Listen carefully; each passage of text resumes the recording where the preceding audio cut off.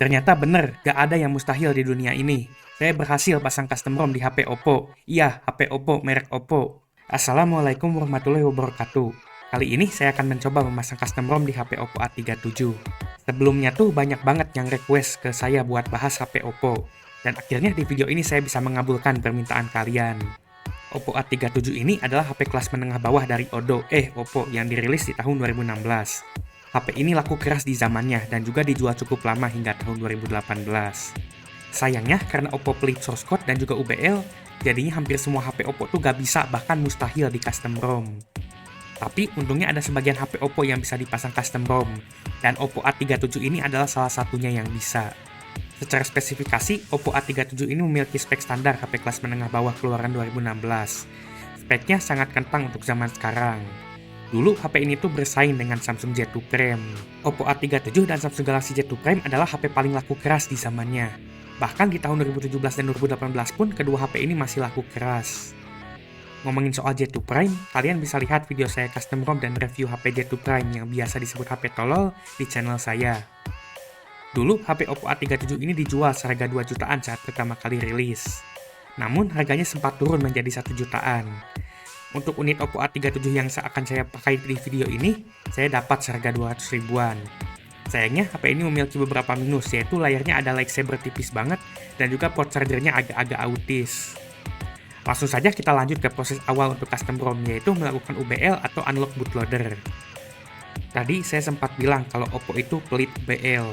Tentu saja hal tersebut berlaku di Oppo A37 ini. Karena kita harus pakai cara haram buat UBL Oppo A37 ini. Karena Oppo gak pernah mengizinkan UBL HP ini secara resmi. Pertama, kita perlu downgrade dulu HP-nya ke versi lama. Karena setelah untuk UBL haramnya hanya berlaku di versi lama. Untuk downgrade, kita perlu memasang firmware versi lama. Jadi saya download dulu firmware lamanya, dan ternyata file ini tuh sudah sepaket dengan alatnya. Tapi sayangnya alatnya cuma ada di Windows.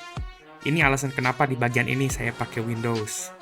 Langsung saja kita ekstrak filenya dan masukkan HP-nya ke mode EDL. Cara masuk mode EDL-nya, pencet tombol volume atas dan bawah sambil dicolok HP-nya ke komputer. Kalau sukses akan muncul Qualcomm HS Loader 9008 di device manager-nya. Di saya ini muncul, tapi malah muncul segitiga kuning. Ternyata ini karena drivernya belum signed. Jadi saya harus restart komputer saya ke test mode biar bisa pakai driver yang nggak signed. Untuk prosesnya ini agak ribet di Windows 11, saya harus masuk ke Advanced Startup dan Restart. Setelah restart, saya harus masuk ke mode Disable Driver Enforcement. Ini fungsinya biar Windows bisa pakai driver yang unsigned.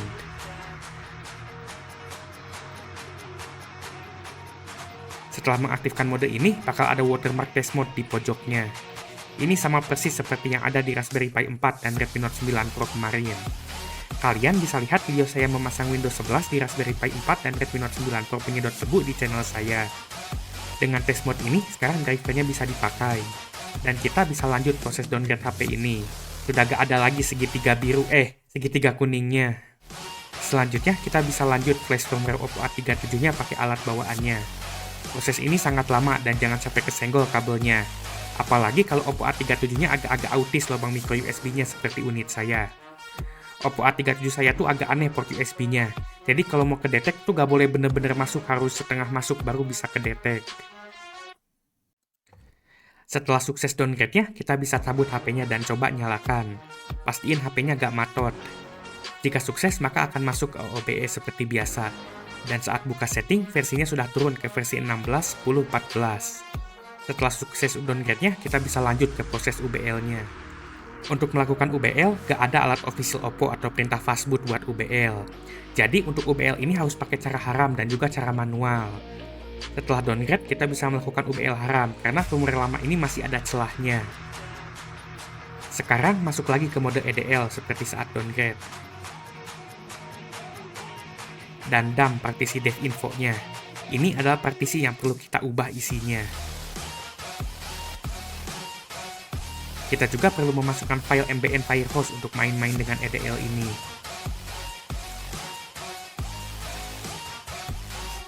Setelah didump, kita perlu memasang alat bernama HXD. HXD bukan di XD anime hentai. Ini adalah alat untuk mengubah file di level binernya. Setelah itu kita bisa buka file dev info hasil dumpnya dan ubah beberapa value yang awalnya 00 menjadi FF. FF ini adalah bilangan heksadesimal, bukan Free Fire game tanpa pintu 8 bit. Ini berfungsi untuk UBL dan membolehkan kode yang tidak desain untuk dijalankan.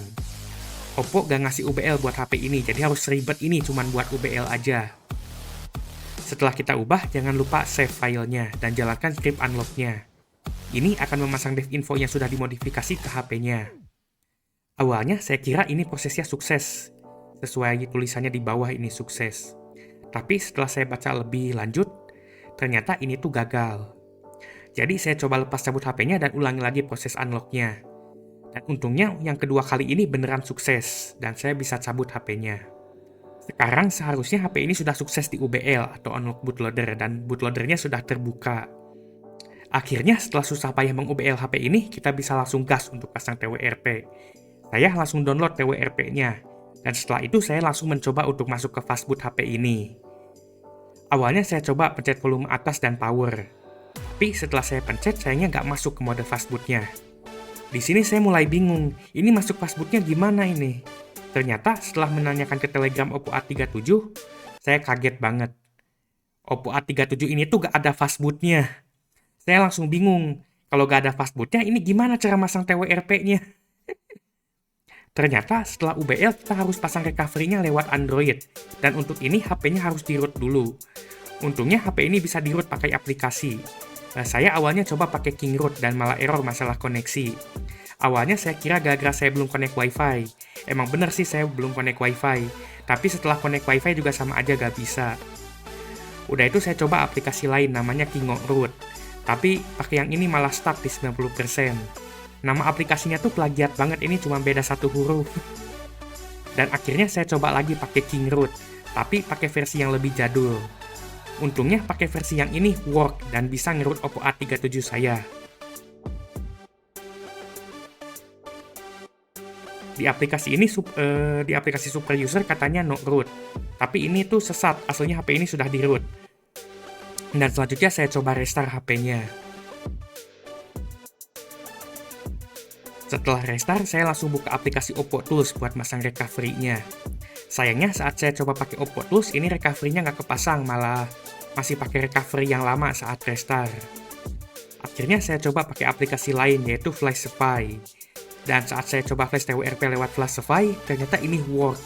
Dan akhirnya saya bisa pasang TWRP di HP Oppo A37 ini. Tentu saja, setelah sukses pasang TWRP di HP ini, kita bisa langsung coba untuk pasang custom ROM. Di sini saya akan mencoba pasang ROM yang bernama Ancient Wibu. Ini tuh ROM buat wibu bau bawang. Bos Sandy pasti gak suka sama ROM ini.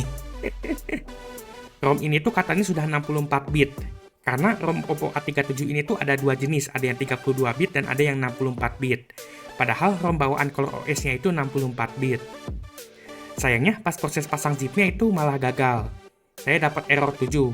Ini biasanya disebabkan oleh TWRP yang gak cocok. Akhirnya saya coba versi TWRP yang lain. Dan setelah ganti TWRP,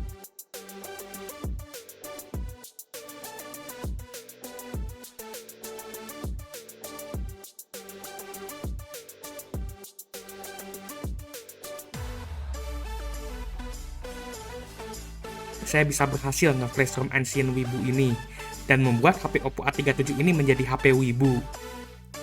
Karena ROM ini nggak ada GMS ya, jadi selanjutnya saya pasang BitG-Apps buat Android 10 karena ROM Wibu ini berbasis Android 10. Dan setelah sukses install keduanya, saya coba restart. Tapi kok ada yang ketinggalan ya, kayak ada yang lupa gitu, saya lupa mau ngapain. Oh iya, saya lupa web data.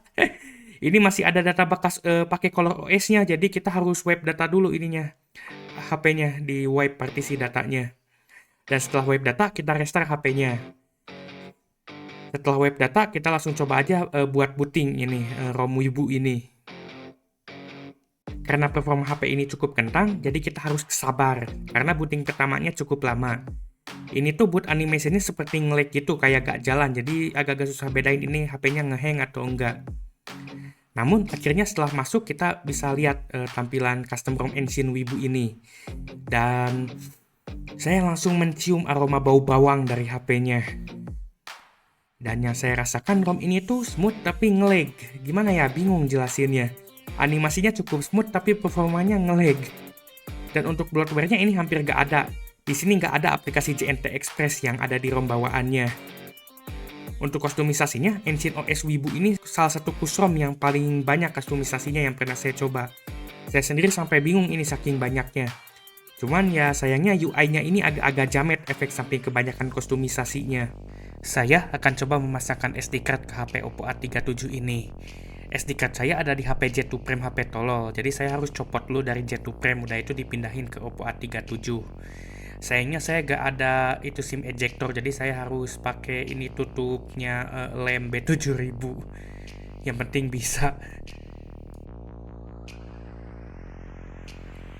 ROM ini nggak bisa mengubah SD card jadi internal secara bawaannya. Jadi kalau mau saya harus paksa lewat ADB. Tapi setelah itu saya berhasil mengubah SD card Samsung saya menjadi internal. Saya butuh ini buat nanti tes Genshin. ROM ini juga sering ngehang dan nge-freeze gak jelas, gak bisa diapa-apain. Biasanya dibiarin atau di restart paksa kalau udah kayak gini. Awalnya saya kira ini gara-gara pakai SD card dijadiin internal. Tapi setelah saya copot SD card ya dan dibikin normal lagi internalnya, tetap aja kayak gini. Sebenarnya masalah ini tuh lebih karena spek HP-nya yang sudah kentang di zaman sekarang. Selanjutnya saya bakal coba tes performa HP ini saat dipakai main game. Untungnya HP ini bisa dipasang Taco Stats, jadi kita bisa lihat statistik FPS-nya. Untuk FF game burik tanpa pintu, dengan setting rata kanan ini performanya sebenarnya cukup lancar. Tapi gak stabil jadinya kerasa nge-lag. Sebelumnya saya coba tes FF di HP yang prosesornya sama, yaitu Samsung Grand Prime. Dan di Grand Prime performanya nge-lag brutal dan juga touchscreen-nya aneh. Tapi di Oppo A37 ini agak mendingan karena RAM-nya 2GB, sedangkan Grand Prime itu masih 1GB RAM-nya. Saya juga gak tahu kenapa ini analognya copot-copot mulu, jadi ada masalah touchscreen-nya juga kayaknya di HP ini. Untuk FPS-nya, HP ini dapat sekitar 20 FPS-an, tapi sering banget drop ke di bawah 20 dan sering banget stuttering. Jadi bisa dibilang main FF di HP ini tuh bisa tapi gak nyaman. Tapi kalau kalian cuman buat, ini cuma buat sekedar bocil main sih bisa, cuman ya siap-siap aja pasti auto emosian karena nge-lag. Untuk ML, di bagian tutorial ini lama banget loadingnya, jadi harus kesabar nunggunya. Dan setelah masuk tutorial pun, malah kerasa nge-lag dan gak stabil. Ya, tutorial aja nge-lag. Dan setelah tutorial pun tetap aja nge-lag. Nge-lagnya parah banget. Padahal ini tuh sudah pakai setting rata kiri. Gak jarang di tengah-tengah game tuh HP-nya malah nge-freeze. Untungnya ini masih bagian dari tutorial. Kalau dipakai main ranked beneran, mungkin ini HP udah dibanting sekeras-kerasnya.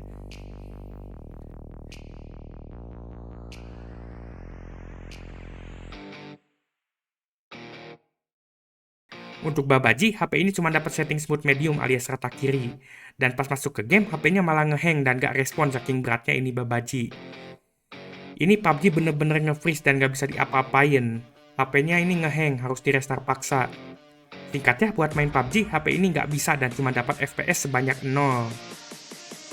Untuk Antutu, sayangnya nggak tahu kenapa sekarang nggak bisa dibuka ini aplikasinya. Jadi kemarin saya coba jalanin benchmarknya, dan setelah beres malah nggak mau kebuka Antutunya. Jadi sayangnya kita nggak bisa tahu ini HP skor Antutunya berapa setelah di custom ROM. Saya nggak tahu ini apa bug custom ROM-nya atau emang HP-nya nggak kuat. Kayaknya sih lebih ke HP-nya nggak kuat. Dan terakhir untuk game Kikir, sayangnya saat saya coba ini tuh cuma stuck di tulisan Kikir Impact. HP ini nggak bisa lanjut ke tampilan selanjutnya. Jadi walaupun HP ini OS-nya 64 bit, tapi tetap nggak bisa main game Kikir. Hasil dari tes gaming di HP ini bisa kita simpulkan kalau HP ini tuh nggak bisa dipakai gaming di zaman sekarang. Walaupun HP ini sudah di custom ROM sekalipun. Yang paling saya bingung itu, masih lebih bagus J2 Prime performanya dibandingkan Oppo A37 ini saat dipakai main game. Ini menjadi bukti nyata kalau Snapdragon gak selalu bagus dan MediaTek gak selalu jelek. J2 Prime itu masih bisa main PUBG, sedangkan A37 udah gak bisa. Kalau kalian penyepong Snapdragon masih gak percaya, kalian bisa lihat video saya tes gaming pakai custom ROM di J2 Prime. Kalian bisa cek videonya di channel saya. Jadi, apakah worth it untuk custom ROM HP Oppo A37? Menurut saya agak kurang worth karena prosesnya yang bisa dibilang sangat susah dan repot. Ditambah performa HP ini saat pakai custom ROM juga tetap aja kurang. Dan harga HP ini juga masih cukup tinggi dan gak worth buat dibeli kalau kalian cari HP tumbal buat di custom ROM. Untuk custom ROM engine Wibu-nya itu sendiri, kustomisasinya ini luas, cocok buat kalian yang pengen tampilan yang unik. Cuman UI-nya ini agak jamet menurut saya, dan juga ROM ini tuh agak kurang stabil, masih sering nge-lag. Tapi sih sebenarnya lebih ke karena spek HP-nya sendiri yang kurang. Dari awal emang Oppo sengaja mempersulit HP-nya untuk di custom ROM, dan Oppo A37 ini sedikit berbeda dibandingkan HP lainnya yang saya custom ROM sebelumnya. Oppo A37 ini nggak ada fastbootnya dan juga proses UBL-nya yang relatif sulit. Bahkan buat orang yang biasa nge-custom ROM pun HP Oppo A37 ini tuh rasanya beda. Itu saja sekian dari saya, semoga video ini bermanfaat.